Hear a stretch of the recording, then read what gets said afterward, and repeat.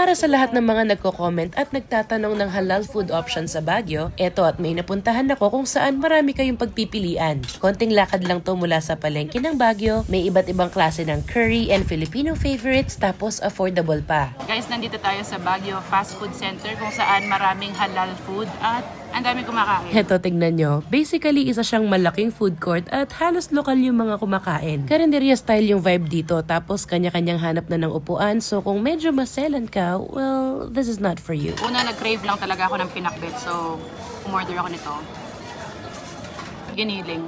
Meron silang budget meal na isang order, 90 pesos. Merong rice, isang meat at saka isang gulay. Marami silang curry dito. Merong fish, chicken, eto, baka yan.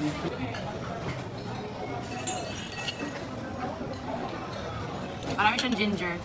Ito naman, chicken na may niyog. Halos lahat na nagtitinda, meron silang ganito. Tinanong ko kung anong pangalan. Nakalimutan ata nila. Basta sabi lang niya, chicken na may niyog. Somewhere in between yung nakasanayan natin Filipino curry. Medyo hawig sa mga curries na natikman ko sa Bali. Very pronounced yung lasa ng ginger tsaka ng turmeric. Tapos meron tayong lumpia.